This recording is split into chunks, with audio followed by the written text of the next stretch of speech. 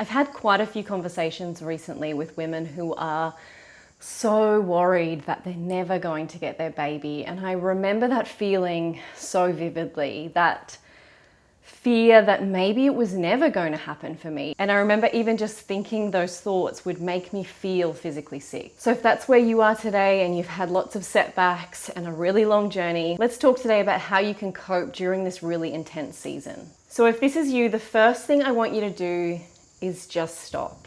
And I'm pleased that you've landed on this video because we can do it together. We're going to take a deep breath in and a long, slow, deep breath out. Good. I want you to stop Googling.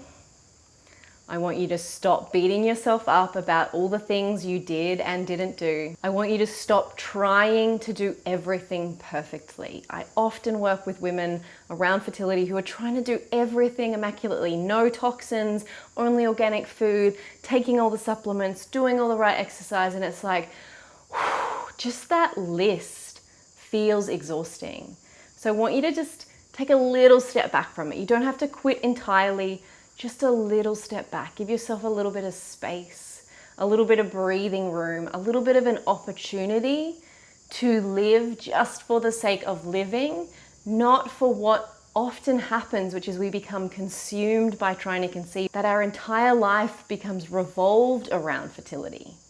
And that really isn't a fun way to live. It takes out all the fun things, having a few drinks with your friends, staying up late, maybe the intense exercise that you used to enjoy. All of these things start to be stripped back and we can feel like, I don't even enjoy my life anymore.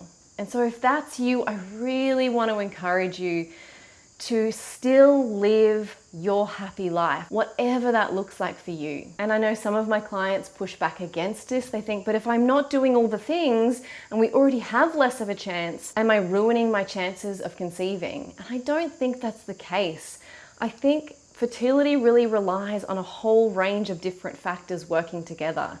So if 80–90% of the time you're doing the right thing, then I think your chances of conceiving are really high anyway, and it's probably just going to be a matter of time. Of course, this doesn't take into account those women who have to go through fertility treatments or IVF. I'm not saying you should pick and choose what your doctor is recommending, but it's just that all-in mindset that we tend to get, that we have to be so strict with ourselves.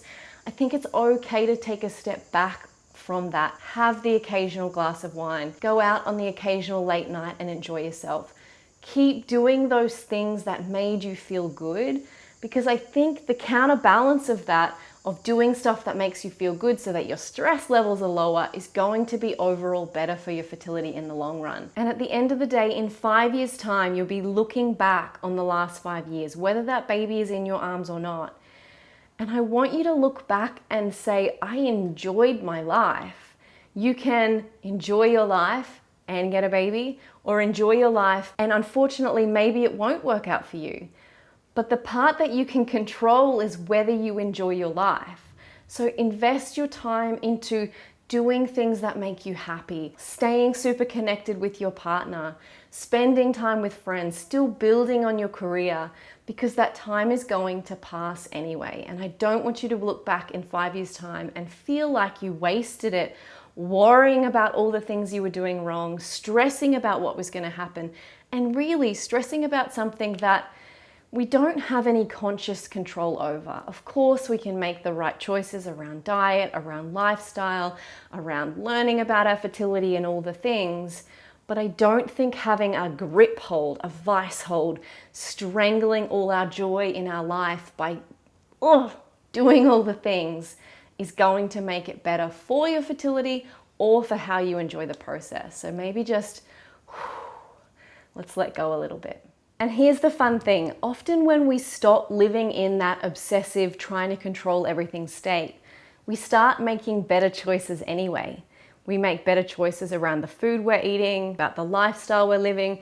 We don't tend to turn to things for emotional support as much because our emotions are a lot more level. So you mightn't turn as much to numbing with alcohol or emotional eating or all of those things you might have been trying to obsess your way out of.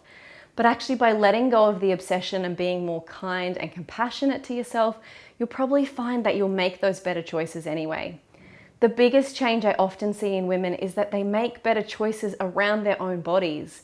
They ask better questions when they go to medical appointments or see a fertility specialist. They make better choices around the journey. And I often find from the women who write to me and tell me that I had some small part to play through my yoga classes or my meditations or these sort of chat, and they write to say thank you. They often say to me that this was a turning point. Letting go of the obsession, calming down and starting to look after themselves in the journey was a real turning point where things started to fit together afterwards.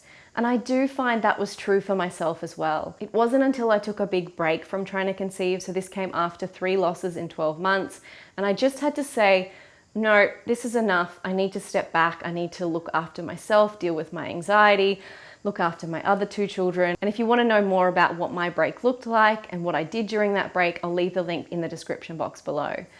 But for me, it wasn't until I took that break that I feel like the pieces started coming back together. And it wasn't until I took that reset, and yes, I can gratefully tell you that after that big break and really looking after myself and coming down from the stress of trying to conceive and losses, that we did have a healthy baby boy. Luca is now 4 years old and he is happy and thriving. And I honestly credit taking that step back and giving myself the time and space and moving away from that feeling of like living my entire life for having this baby. It was that space and time that gave me the chance to go and do some grief counseling around my 3 losses and do other natural therapies that were really helpful for me. So going to a naturopath, seeing an acupuncturist, really getting my hormones back into balance after what had been a really taxing 12 months on my body. And I think this is one of the best things about really consciously moving away from that obsessive soundtrack that often comes in when we're trying to conceive, is that it gives us the space to make better choices. All right, and one last final thought on this topic. I'd like for you to put one hand on the heart, one hand on the belly. Take a deep breath in.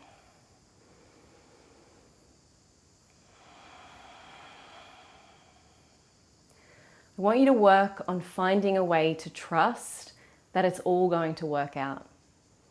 And you have to trust that it's all going to work out in the way that it's meant to. And unfortunately, I hate to be the one who says this, because I would love to be someone who confidently spouts to strangers on the internet that your baby is coming. But that's not true for everyone.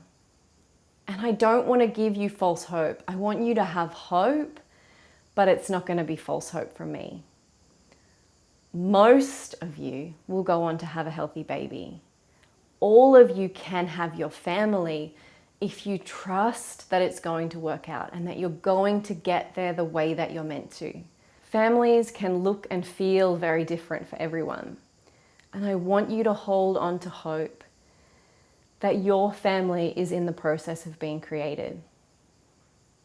And I want you to step back from this obsession so that you can continue to live your beautiful life as you move towards your family in whatever way that ends up looking like for you. In the meantime, I'll be sending you all my love and hope. Thanks for being here.